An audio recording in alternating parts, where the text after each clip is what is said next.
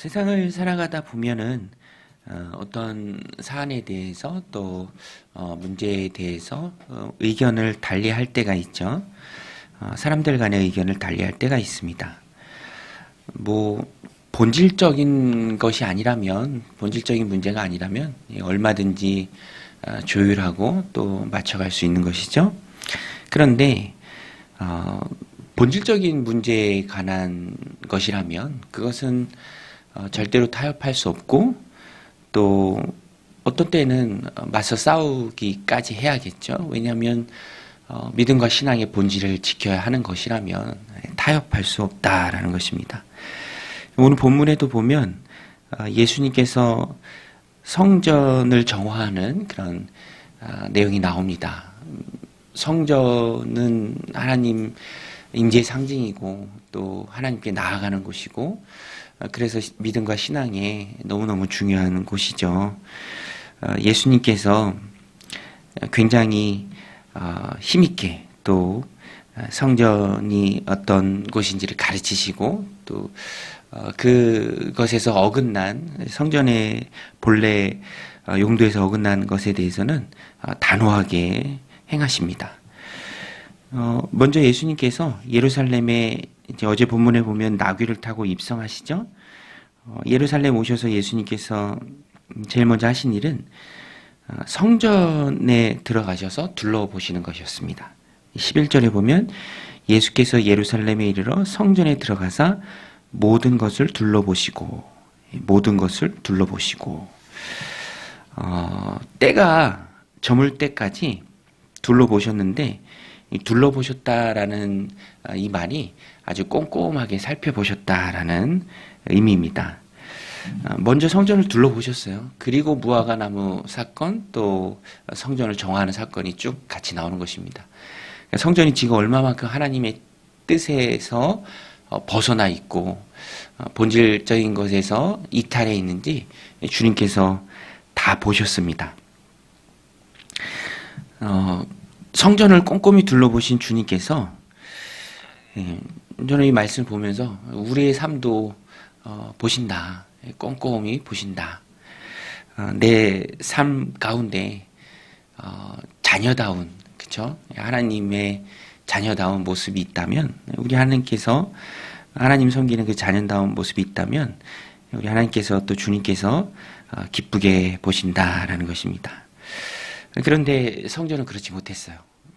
오늘 본문에 보면은 그 내용이 나오죠. 먼저 이제 베다니에서 이렇게 출퇴근하듯이 성전을 왔다 갔다 하셨습니다. 베다니에서 나오셔서 성전을 향해 또 가실 때 이튿날 무화과나무를 하나 보셨습니다.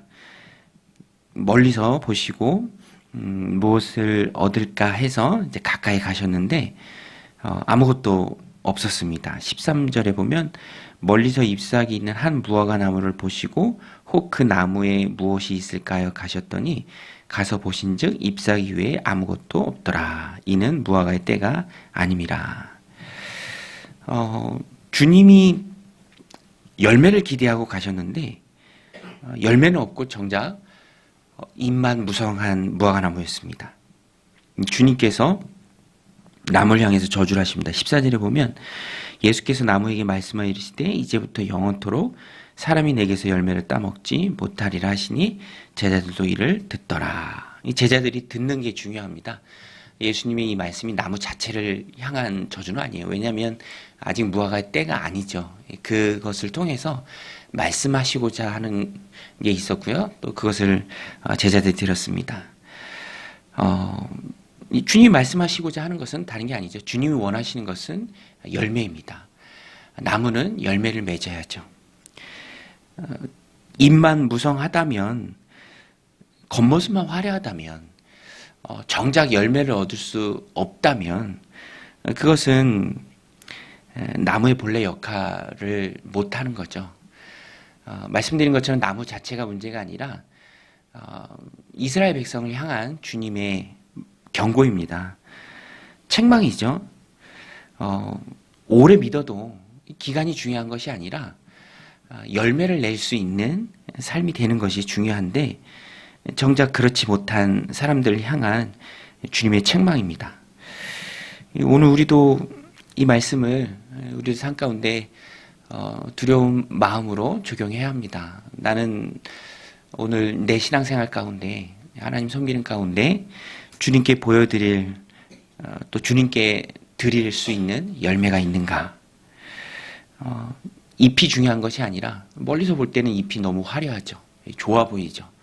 그런데 정작 열매가 없다면 그것은 제대로 못하는 것이죠. 이스라엘 백성들 향한 주님의 경고입니다.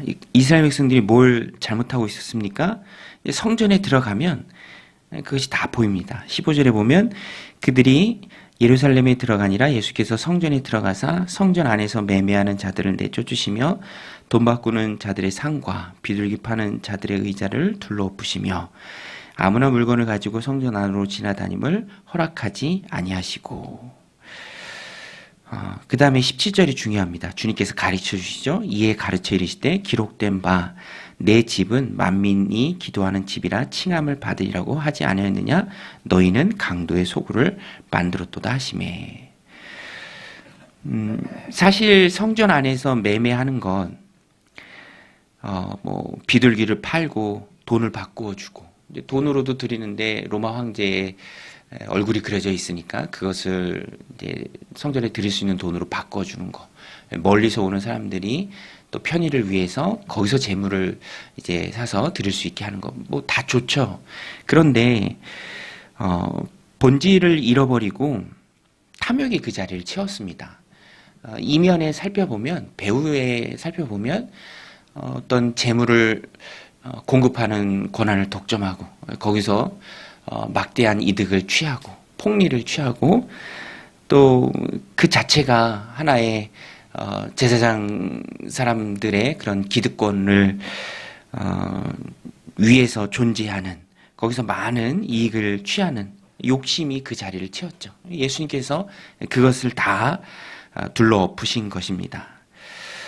편의를 위해 시작했는데 나중에는 본질에서 완전히 어긋나 버리는 것. 주님께서 그것을 책망하시고 다 둘러엎으시죠. 신앙생활의 초점은 그래서 언제든지 하나님이 되어야 합니다. 하나님이 신앙의 초점이죠. 믿음 생활의 초점입니다. 편의를 위한 것이 뭐 어느 정도 용인될 수 있죠. 그러나 그것이 그 자리를 채우면 우리의 믿음과 신앙은 점점 더 왜곡되고 열매 없이 입만 무성한 겉보기에만 화려한 신앙으로 전락할 수 있습니다. 주님은 열매를 찾는데 도무지 열매를 찾을 수 없고 입만 무성한 것. 그래서 오늘 우리가 이 말씀을 우리 삶 가운데 적용할 때 우리는 끊임없이 물어야 합니다. 내가 잘 믿고 있는가? 내 신앙생활이 온전한가? 입만 무성하지 않은가? 주님이 성전을 둘러보듯이 내 삶을 꼼꼼히 둘러보셨을 때 자녀됨의 모습이 있고 주님께 드릴 열매가 내 안에 있는지 우리가 꼼꼼히 살펴야 합니다. 그리고 잘못된 것이 있다면 바꿔야죠. 개혁해야 하고 또 둘러엎어야 하고 새롭게 시작해야 한다라는 것입니다. 특별히 신앙생활의 초점은 나의 편의가 아니라 하나님이죠. 하나님이 기준입니다. 하나님이 원하시는 것, 하나님이 기뻐하시는 것. 그래서 신앙생활의 초점이 처음에는 뭐 나에게 있을 수 있지만 믿음 생활하면서 그것이 점점점 하나님께로 옮겨가야죠. 은혜 받는 것도 중요하고요. 내 삶의 유익을 위해서 믿는 것도 뭐 초기 신앙에는 가능하죠. 그러나 이제 오래 믿을수록 초점을 하나님께로 옮겨가야 합니다. 하나님 원하시는 것이 무엇인가? 하나님이 내게 가지고 계신 계획이 무엇인가? 하나님 기뻐하시는 것이 무엇인가? 그것을 생각할 때 오늘 이런 일이 생기지 않습니다. 오히려 점점 은혜 받은 것에 합당한 삶의 모습으로 우리를 변화시켜 나갈 수 있는 것이죠. 하나님이 기뻐하시는 것이 무엇인가? 그것을 생각할 때 오늘 이 말씀 마음에 새기고 나의 편의보다 나보다 하나님께 신앙생활에 초점을 맞추고 그래서 하나님 기뻐하심에 성령의 열매를 맺는 그런 저와 여러분들이 다 되시기를 주님의 이름으로 간절히 축원드립니다. 우리 같이 말씀 붙들고 기도하며 나아가겠습니다.